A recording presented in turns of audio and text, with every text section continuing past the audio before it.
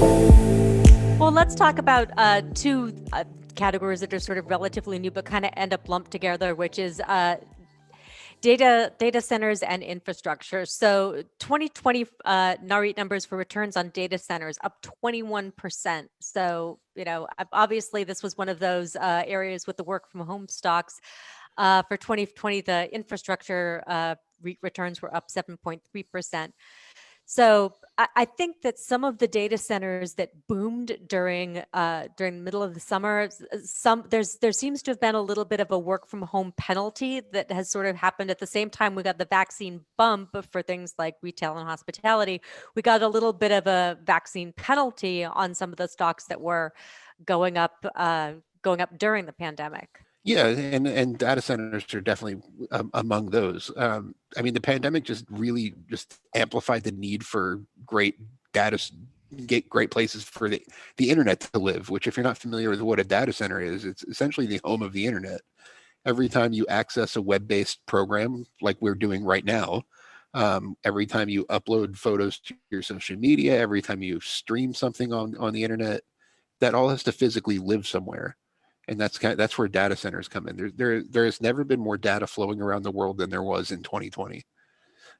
And as the pandemic comes to an end, there's a lot of unanswered questions like, are people going to still be using Zoom as much? I hope they do, so we're still doing this.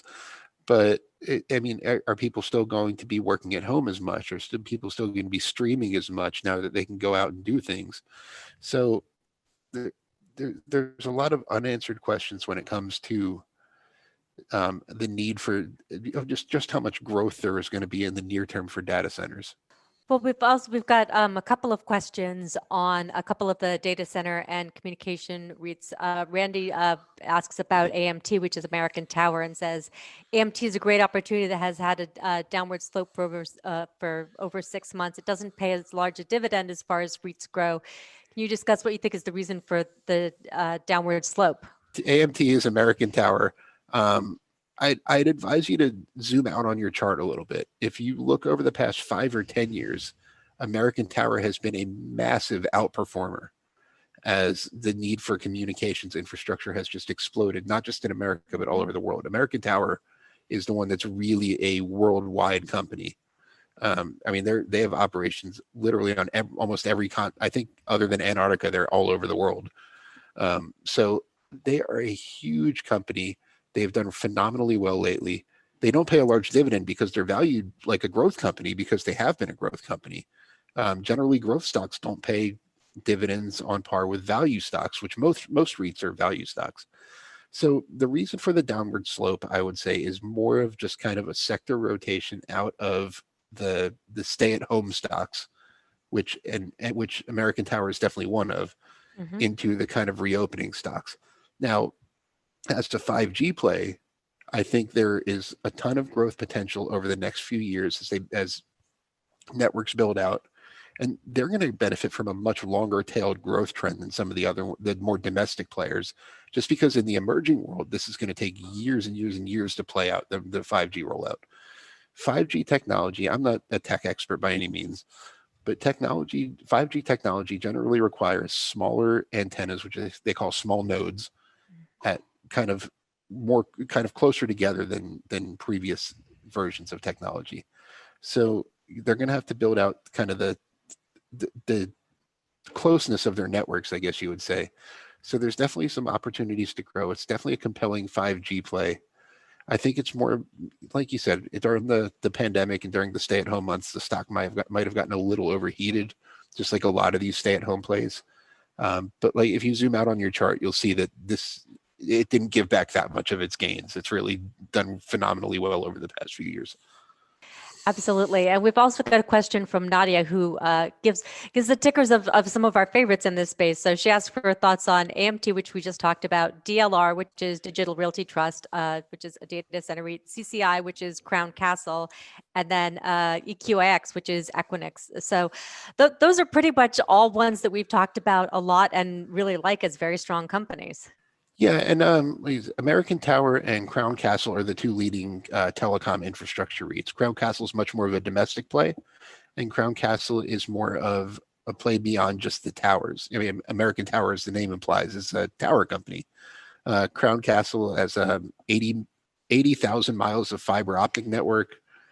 They own a lot of the small cell nodes, more than American Tower in the US anyway. So they're kind of just a different play. Both have kind of been in the same boat performance wise lately. They've just been on a slump since all this vaccine news and everyone's excited about reopening and since all that happened, they've just kind of been on a slump. Digital Realty and Equinix are the two top data center REITs. Equinix is the biggest one. Digital Realty is my personal favorite play. Equinix leases a lot of its space. Digital Realty owns pretty much all of its space. Equinix is actually one of Digital Realty's largest tenants. Fun fact. So they're data center REITs. They've pulled back a little bit because they might have gotten a little overheated during the pandemic. As people, I mean, because like we said, if in the middle of the pandemic, no one knew when this was going to end, if it was going to end. So the thought was, well, what if we're staying at home and streaming and doing cloud software and working from home and doing all this forever? These companies are going to rule the world. But now that that's not going to happen, and it looks like work from home is going to be greater abundance than it was before the pandemic. That's pretty much a given. But it's not going to be quite the stay-at-home economy for years and years that a lot of people feared at the beginning of the pandemic. And that's why you're seeing some of these kind of stocks that benefit. I don't even call them stay-at-home plays, because like cell infrastructure, we're going to need whether people are at home or on the go. But the companies that didn't get hurt by the stay-at-home economy are starting to pull back, or have pulled back a little bit. So they're all four of those are well-run companies. They're four of the biggest REITs. I know they're four of the top 10 REITs by size in the world.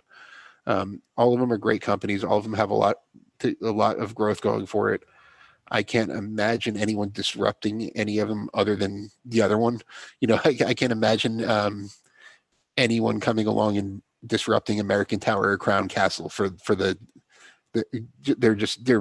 their size is just so big at this point. It's a great competitive advantage, and I see all four of those having a pretty bright future. But maybe not a bright 2021 as reopening takes place.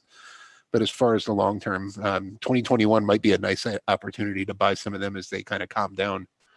Yeah, I think that's true. And I find this sort of interesting because, yes, work from home is going to shift, and and we're all going to go out into the world, but I don't see our usage of data changing anytime soon. So I think that's going to continue to go up. So I find it interesting that these kinds of stocks are getting dinged along with other stocks. So it didn't quite make sense to me, but it's an opportunity for those of us that are watching them.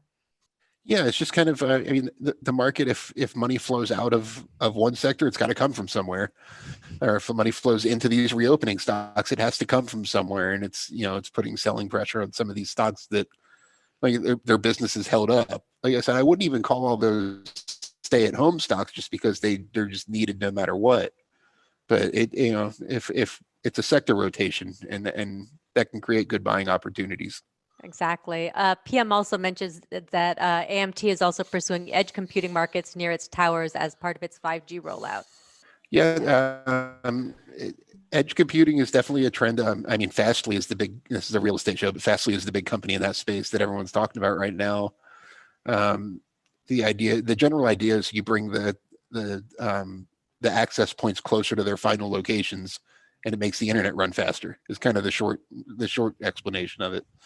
There's definitely opportunities in the data center space and the infrastructure space for edge computing applications. And like I said, I'm not a tech expert, so I don't want to get too deep into the weeds and sound silly, but